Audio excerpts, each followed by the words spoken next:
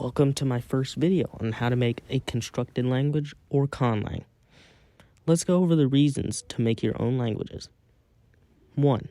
For a book or for fun, which is called an artistic language or artlang. 2. For yourself or for friends, which is called a personal language. 3. For efficiency, which is called an engineered language or Interlang. 4.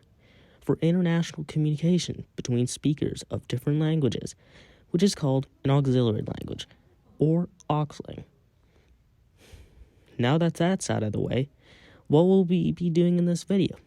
In this video, we will decide the phonology, syllable structure, and stress. Here's the section we will be working with in this video. It seems intimidating, but most of the charts will go unused. So, let's explain this massive chart in the middle. This is the IPA, or International Phonetic Alphabet. This is a guide to all the sounds in every human language ever. Well, that's misleading because there are actually a whole bunch of small diacritics that may affect how you can pronounce it. Those grayed out sections are unpronounceable sounds. Now, let's pick our pulmonic consonants.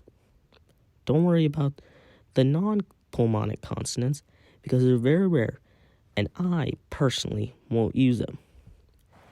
When you choose your sounds, make sure they are usually more than one in the column.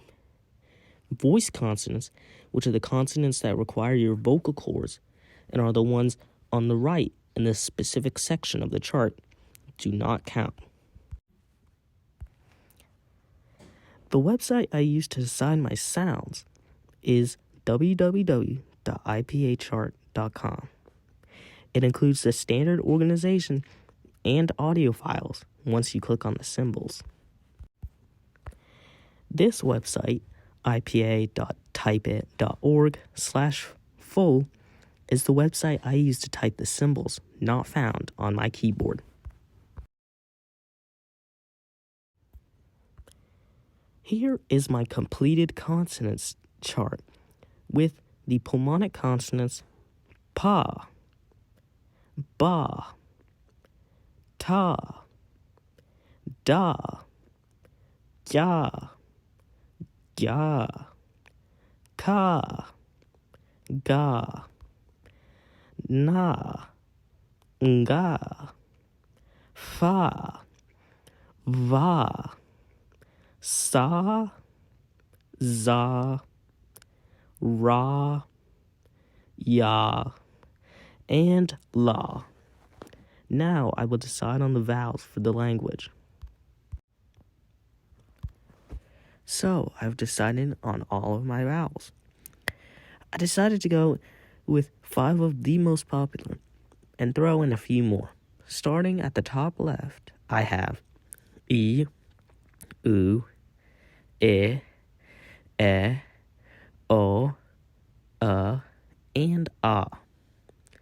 Now for the romanization. This is for making it easier to type our IPA consonants and vowels.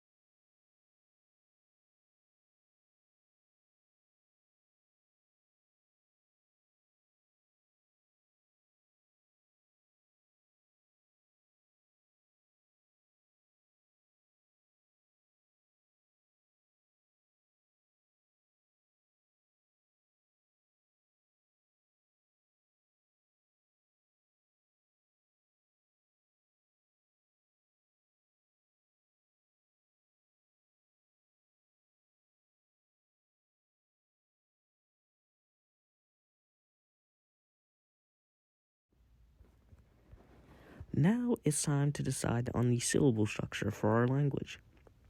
When making syllables, you should use C to represent consonants and V to represent vowels. I'm going to go with the basic CV structure, and below it, I'll add CVC. Since we've decided on syllable structure, I need to signify where the stress of each word is based on the syllable. For simplicity, I'll make it on the first syllable. Congratulations! We're done with phonology and phonotactics. The next episode will be on the syntax of our language.